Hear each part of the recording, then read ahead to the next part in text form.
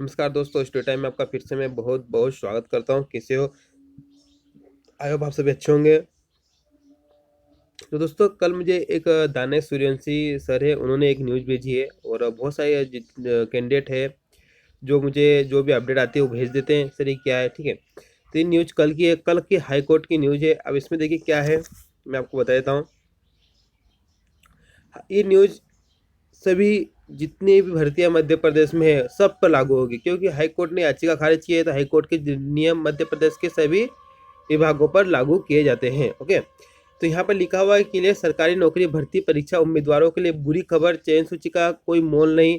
Okay, high court में याचिका खारिज। तो यहाँ पर चयन सूची की बात की जा रही है, लेकिन मैं आपको बता दूं, चयन सूची की बात की जा रही है इसका मतलब ये नहीं कि आपके भर्ती पर इसका कोई असर पड़ेगा, असर नहीं पड़ेगा। लेकिन जो कैंडिडेट ये सोच रहे थे कि हम भर्ती कंप्लीट कराने के लिए हाई कोर्ट की शरण ले, उनके लिए ये बुरी खबर हो सकती है। बहुत सारे कैंडिडेट मुझे फ़ोन भी किए थे, सर हम हाई कोर्ट में इसकी याचिका लगाए कि भर्ती कंप्लीट क्यों नहीं हो रही है। तो उन कैंडिडेट्स के लिए ये खबर बुरी हो सकती है, ठीक है। ये उसी से संबंधित खबर है। देखिए, इसको ध्यान से सुनिए, इसको गलत मतलब मत दीजिएगा। ओके, इसको थोड़ा देखिए क्या है इस न्यूज़ को। अगर आप स्किप करते हो तो आप इसका गलत मतलब लोगे और फिर आप टेंशन में कमेंट करोगे। तो मैं कमेंट का रिप्लाई नहीं दूंगा दोस्तों, क्योंकि मुझे पता चल जाता है कौन वीडियो को पूरा देख रहा है और कौन स्किप करके प्रश्न पूछ रहा है। ओके, तो देखिए हम नीचे देखते हैं कि मध्य प्रदेश में सरकारी नौकरी के लिए प्रतियोगी परीक्षाओं की तैयारी कर रहे और भर्ती परीक्षा पास करने के बाद नियुक्ति का इंतजार कर रहे उम्मीदवारों के लिए बुरी खबर है। मध्य प्रदेश की शिवराज सिंह सरकार ने हाईकोर्ट में कहा है कि भर्ती परीक्षा के परिणाम यानी चयन सूची में नाम होने से कोई उम्मीदवार सरकारी नौकरी प्राप्त करने का हकदार नहीं होता है। यहाँ पर कहा है कि जो चयन सूची मेरिट लिस्ट में है, उनका नाम है, वो नौकरी प्राप्त करने का 100% हकदार नहीं होता। ओके, उसका हक है, लेकिन वो गारंटी नहीं है कि आपकी नौकरी लग ही गई चयन सूची में नाम से। चयन सूची में नाम से है कि आपका एक जो चरण है भर्ती का, वो आपका कंप्लीट हुआ। चयन सूची में नाम, जो मेरिट लिस्ट में आपका नाम है, उसका मतलब है कि आपका एक चरण कंप्लीट हुआ। ओके, नाट आपकी ज्वाइनिंग कंफर्म हुई है। आपकी ज्वाइनिंग कंफर्म कब होती है? जब आपका सभी प्रक्रिया कंप्लीट होने के बाद जब आपके हाथ में ज्वाइनिंग पत्र आ जाता है, ओके, तब आपकी जो है नौकरी नियुक्ति कंफर्म होती है। अब यहाँ पर इसी को लेकर हाई कोर्ट में याचिका गई थी। ओके, अब यहाँ पर बताया गया है कि जब तक कि उसे नियुक्ति पत्र ना दिया जाए, मैंने आपको बताया ना, जब तक आपके हाथ में ज्वाइनिंग लेटर नहीं आता तब तक आप नौकरी के हकदार नहीं हो। ओके, आप यहाँ पर आप कुछ नहीं कर सकते। यहाँ पर हाई कोर्ट ने भी हाथ खड़े कर दिए। सरकार की इस पॉलिसी के कारण हाईकोर्ट में चयनित उम्मीदवारों की सूची में दर्ज अतिथि विद्वान की याचिका खारिज हो गई है। अब दोस्तों, एक अतिथि विद्वान लगाई थी। अब देखिए इसमें क्या है, पूरा मैटर मैं आपको पढ़ के बताऊंगा।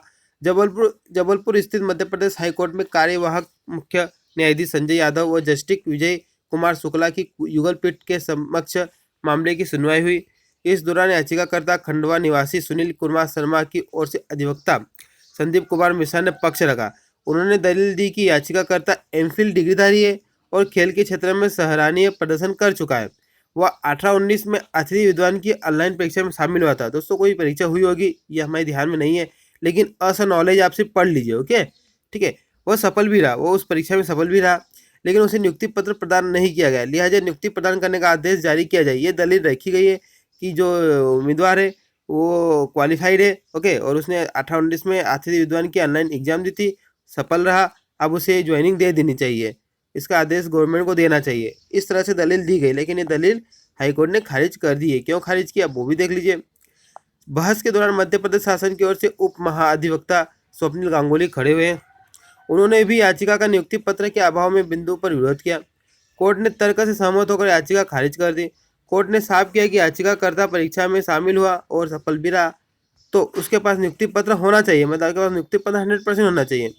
यह नियुक्ति पत्र के साथ याचिका दायर की होती तो याचिका सार्थक कहलाती। ओके, ये दलील दिया है सरकार ने, और राहतकारी आदेश भी दिया जा सकता था, लेकिन अधूरी याचिका दायर करने की गलती की गई, इसलिए याचिका खारिज की जाती है।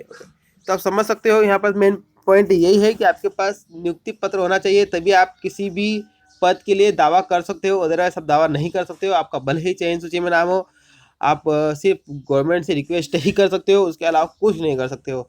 तो यहाँ पर बहुत सारे कैंडिडेट शिक्षक भर्ती के थे जो हाई कोर्ट की शरण लेने की सोच रहे थे कि सर हम हाई कोर्ट जाएंगे और भर्ती को कंप्लीट कराने के लिए याचिका दायर करेंगे, तो ये नहीं होगा दोस्तों। अब यहाँ पर हाईकोर्ट ने अब याचिका खारिज कर दी है, उसी संबंधी की याचिका है। तो ये न्यूज को आप समझिए, अतिथि विद्वान संबंधित है, लेकिन ये मध्य प्रदेश शिक्षक भर्ती पर भी लागू होगी। लेकिन इसका ये कतई मतलब नहीं है कि आपकी ज्वाइनिंग नहीं होगी।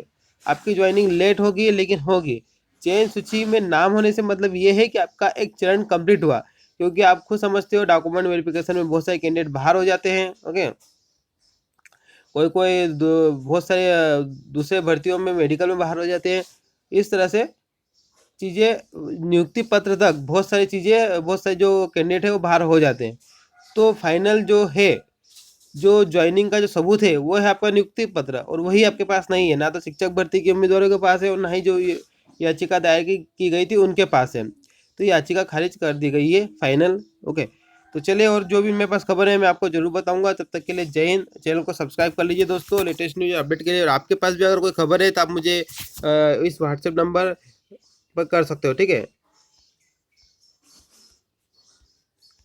अब मैं आपको बता देता हूँ व्हाट्सएप नंबर 8959313907 ये मेरा व्हाट्सएप नंबर है। आप इसे ज़रूर इस पर मैसेज करें। Thank you.